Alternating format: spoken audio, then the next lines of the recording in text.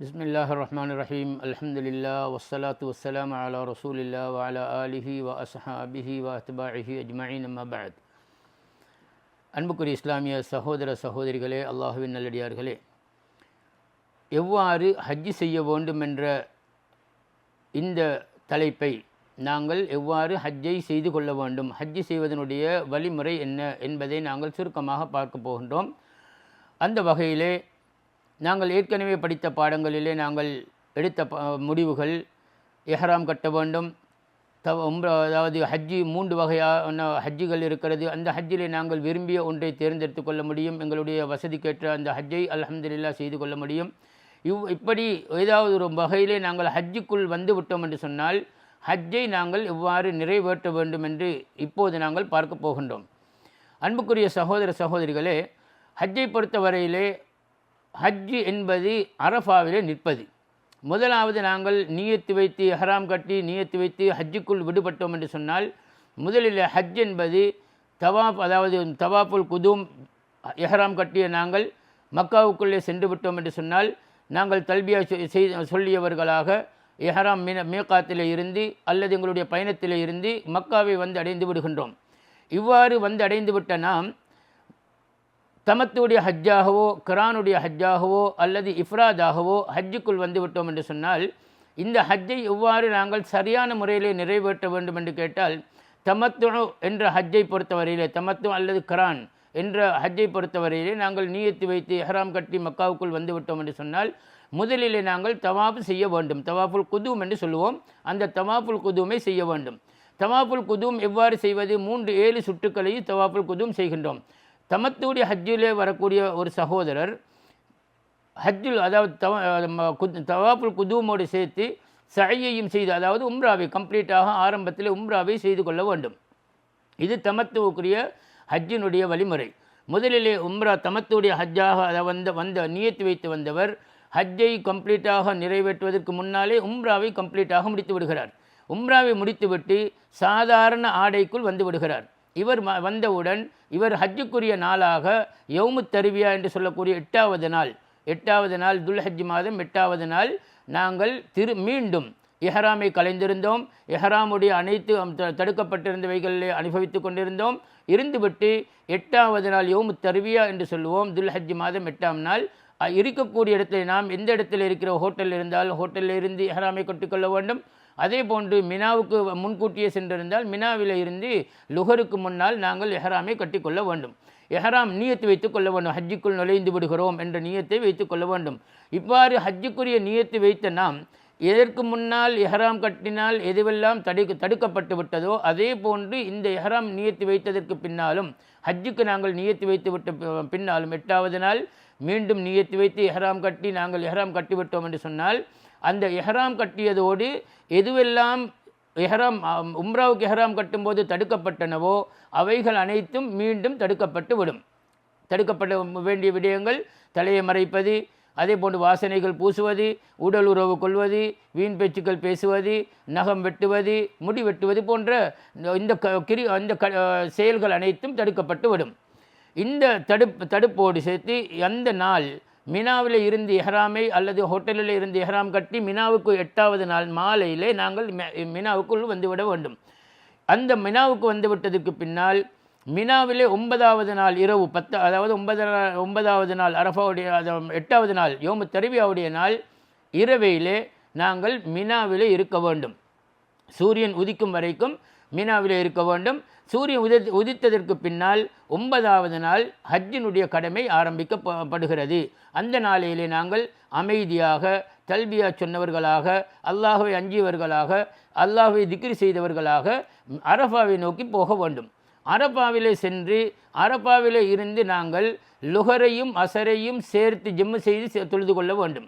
லுஹருடைய தொழுகையையும் அசருடைய தொழுகையையும் லுஹரோடு முன்கூட்டியே நாங்கள் தொழுதுவிட்டு நாங்கள் அந்த அரஃபாவுடைய மைதானத்திலே எங்களால் முடிந்த அளவுக்கு நல்ல அமல்களை செய்ய வேண்டும். நல்ல அமல்கள் என்பது குர்ஆன் ஓதுவது, திக்ர் செய்வது, வீண் பேச்சுக்களை விட்டு தள்ளி இருப்பது, அதிகமாக துஆ கேட்பது, அந்த நாளிலே லா இலாஹ இல்லல்லாஹு வஹ்தஹு லா ஷரீக லஹ் லஹுல் முல்கு வ லஹுல் ஹம்து வ ஹுவ அலா குல்லி ஷைஇன் கதீர் என்ற இந்த வார்த்தைகளை அதிகமாக ஓதிக்கொள்வது இந்த அரஃபாவுடைய நாளுடைய சிறப்புகளிலே உள்ளது. அந்த நாளில் துஆ கேட்கின்ற போது அதிகமாக துஆ கேட்பதை அரஃபா மைதானத்தை நோக்கி அநேகமான அறியாத மக்கள் அரஃபா மைதானத்தை நோக்கி துஆ கேட்க ஆரம்பிப்பார்கள். அவ்வாறு இல்லாமல் கஅபத்துல்லாவை முன்னோக்கியவர்களாக நாங்கள் துஆ கேட்பதை பழகிக்கொள்ள வேண்டும். அரஃபா நாளிலே நாங்கள் நிற்கக்கூடிய நாம் கஅபத்துல்லாவை முன்னோக்கி அதிகப்படியான துஆக்களை கேட்க வேண்டும்.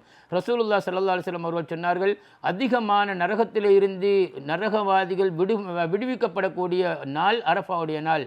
நானும் எனக்கு முன்னிருந்த நபிமார்களும் அந்த நாளிலே அதிகமாக இந்த லா இலாஹ இல்லல்லாஹ் வஹ்தஹு லா ஷரீக லஹ் லஹுல் முல்கு வ லஹுல் ஹம்து வஹுவ அலா குல்லி ஷைஇன் கதீர் என்ற வார்த்தையை தான் ஓதினோம் என்று ரசூலுல்லாஹ் ஸல்லல்லாஹு அலைஹி வஸல்லம் அவர்கள் சொல்லித் தருகிறார்கள். ஆகவே நாமும் அந்த வார்த்தைகளை அதிகமாக ஓதிக்கொள்ள வேண்டும். அப்போது அந்த வார்த்தைகளோடு சூரியன் மறையும் வரைக்கும் அந்த அரஃபா மைதானத்தில் இருக்க வேண்டும். அரஃபாவுடைய எல்லைக்கு சென்று நாங்கள் முஸ்தலிஃபாவுக்கு செல்வதற்கு சூரியன் மறைவதற்கு முன்னால் அரஃபாவுடைய எல்லைக்கு சென்று அங்கே இருந்து அதிகமான துஆக்கள் திக்ர்களை செய்துவிட்டு இரவு நேரத்தை நாங்கள் மக்ரிபு தொழுகைக்கு முஸ்தலிஃபாவுக்கு செல்ல வேண்டும். மக்ரிபு தொழுகைக்கு, அதாவது சூரியன் மறைந்ததற்கு பின்னால் முஸ்தலிஃபாவை நோக்கி பயணப்பட வேண்டும். அந்த பயணப்படுகின்ற போது மக்ரிபு தொழுகையையும் இஷா தொழுகையையும் சேர்த்து தொழ வேண்டும். அந்த தொழுகை முஸ்தலிஃபாவிலே இருக்க வேண்டும், அரஃபாவிலே தொழக்கூடாது. ஆகவே மக்ரிபு தொழுகை இஷா தொழுகையையும் நாங்கள் முஸ்தலிஃபாவிலே சென்று சேர்த்து தொழ வேண்டும். முஸ்தலிஃபாவுக்கு செல்லும் வரைக்கும் நாங்கள் மக்ரிப் இஷா தொழுகையை தொழுவதில்லை. அது எத்தனை மணிக்கு சென்றாலும் முஸ்தலிஃபாவிலே தான் அந்த தொழுகையை தொழப்பட வேண்டும். அதுதான் சுன்னாவும் வழிமுறையும். முஸ்தலிஃபாவிலே சென்று முஸ்தலிஃபாவிலே அந்த இரவை கழிக்க வேண்டும். சூரியன், அதாவது ஃபஜ்ர் தொழுகை வரைக்கும் முடியுமானவர்கள் இருக்க வேண்டும். நோயாளிகளாகவோ சிறுவர்களாகவோ அல்லது வயோதிபர்களாகவோ இருந்தால் அவர்கள் ஃபஜ்ருக்கு முன்னாலே மினாவுக்கு சென்று விடலாம். அவர்களுக்கு தனி அனுமதி உண்டு. அல்லாதவர்கள் முஸ்தலிஃபாவில் இருக்க வேண்டும். சூரியன் அதாவது உதிக்கும் வரைக்கும் முஸ்தலிஃபாவில் இருக்க வேண்டும். ஃபஜ்ர் தொழுகை முடிந்ததற்கு பின்னால் அதிகமாக அல்லாஹ்வை திக்ர் செய்ய வேண்டும். சூரியன் உதிப்பதற்கு சற்று முன்னால் நாங்கள் மினாவை நோக்கி பயணிக்க வேண்டும். மினாவை நோக்கி 10வது நாள் யௌமுன் நஹர் என்று சொல்லுவோம். அந்த 10வது நாள் நாங்கள் மினாவை அடைய வேண்டும். மினாவுக்கு சென்றவுடன் முதலிலே செய்ய வேண்டிய வேலை ஜம்ரத்துல் அக்கபாவுக்கு கல்லெறிதல். 7 கற்கள் நாங்கள் ஜம்ரத்துல் அக்கபாவுக்கு மாத்திரம், ஜம்ரத்துல் ஊலா, ஜம்ரத்துல் உஸ்தா, ஜம்ரத்துல் அக்கபா 3 ஜம்ராக்கள் இருக்கிறது. அந்த ஜமராக்கள் 3லேயும் கல்லெறிய வேண்டிய இடம், பெருநாள் நாள் கல்லெறிய வேண்டிய இடம் பெரிய ஜமராத் மாத்திரம்தான். ஜம்ரத்துல் அக்கபான்னு சொல்லுவோம் அல்லது ஜம்ரத்துல் குபரான்னு சொல்லுவோம். அங்கே போட் போடப்பட்டிருக்கும். அந்த இடத்திலே நாங்கள் சென்று 7 கற்களை எரிந்துவிட்டு வர வேண்டும். அந்த 7 கற்களை எரியும் போதும் அல்லாஹு அக்பர், ஒவ்வொரு கல்லையும் எரியும் போது அல்லாஹு அக்பர் அல்லாஹு அக்பர் அல்லாஹு அக்பர் என்று அந்த 7 கற்களுக்கும் நாங்கள் தக்பீர் சொல்ல வேண்டும். சொல்லி அந்த கற்களை எரிய வேண்டும். அந்த கற்கள் எரியும் போதும் மற்ற அமல்களை செய்யும் போதும் அடுத்தவர்களுக்கு எங்களால் எந்த அதாவது டிஸ்டர்பும் வரக்கூடாது. எங்களால் எந்த இடையூறுகளும் அடுத்தவர்களுக்கு ஏற்படக்கூடாது. ஷைத்தானுக்கு கல்லெறிவதாக நினைத்து கொள்ளக்கூடாது. இது எங்களுக்கு தரப்பட்ட, அதாவது ஒரு ஷிஆர், அல்லாஹ் தந்திருக்கக்கூடிய ஒரு கண்ணியம். அந்த இடத்துல கல்லெறிய எங்களுக்கு அனுமதிக்கப்பட்டிருக்கிறது. நாங்கள் கல்லெறிகிறோம் என்ற அந்த தக்பீர் முழக்கத்தோடு கல்லை எறிய வேண்டுமே தவிர ஷைத்தான் இருக்கிறான் என்று நாங்கள் நம்பி கல்லெறியக்கூடாது. இவ்வாறு கல்லெறிந்து விட்டு துஆக்கள் எதுவும் கேட்காமல் அவடத்தை விட்டு திரும்பி வர வேண்டும். எங்களுடைய மினாவில் இருக்கக்கூடிய இருப்பிடத்தை நோக்கி வந்துவிட வேண்டும். இதற்கு பின்னால் அந்த மினாவை வந்ததற்கு பின்னால் தலையை மொட்டையடித்து கொள்ளலாம் அல்லது தலைமுடியை கட்டையாக வெட்டி கொள்ளலாம். அதை வெட்டி கொண்டதற்கு பின்னால் வெட்டி கொண்டதற்கு பின்னால் தமத்துடைய ஹஜ்ஜோ கிரானுடைய ஹஜ்ஜோ செய்யக்கூடியவர்கள் குர்பானி கொடுக்க வேண்டும். தமத்துடைய ஹஜ்ஜுக்கும் கிரானுடைய ஹஜ்ஜுக்கும் குர்பானி கொடுக்க வேண்டும். குர்பானி கொடுக்க வசதி இல்லாதவர்கள் ஹஜ்ஜிலே 3 நோன்பை பிடிக்க வேண்டும். ஊருக்கு சென்றால் அங்கே 7 நோன்புகளை பிடித்து கொள்ள வேண்டும். இது அதனுடைய நிபந்தனைகளில் உண்டு. ஆகவே இந்த குர்பானியை கொடுத்து விட்டோம் என்று சொன்னால் தஹல்லுல் அவ்வல் என்று சொல்லுவோம். அதாவது அனைத்து இஹ்ராம் கட்டியதற்கு பின்னால் தடுக்கப்பட்டிருந்த அனைத்து காரியங்களும் எங்களுக்கு அனுமதிக்கப்படுகிறது, உடல் உறவை தவிர. அதாவது மனைவியோடு இருக்கக்கூடியவர்கள் உடல் உறவு கொள்ள முடியாது. ஏனையவைகள் அனைத்து முடிவெட்டலாம், நகம் வெட்டலாம், வாசனை பூசலாம், ஆடைகளை மாற்றிக்கொள்ளலாம், தைக்கப்பட்ட ஆடைகளாக மாற்றிக்கொள்ளலாம். அனைத்து காரியங்களும் அனுமதிக்கப்படும். ஒன்றை தவிர, இது உடல் உறவு கொள்வது, மனைவியோடு சேருவது மாத்திரம் தடுக்கப்பட்டுவிடும். எதுவரைக்கும் என்று கேட்டால் தவாஃபுல் இஃபாதா சை 2ஐயும் முடிக்கும் வரைக்கும். மக்காவிலே சென்று தவாஃபுல் இஃபாதா சையை செய்துவிட்டோம் என்று சொன்னால் ஹஜ்ஜுக்குரிய தவாஃபு 2ஐயும் நாங்கள் தவாஃப் சை 2ஐயும் செய்துவிட்டால் அதுவும் அனுமதிக்கப்பட்டுவிடும்.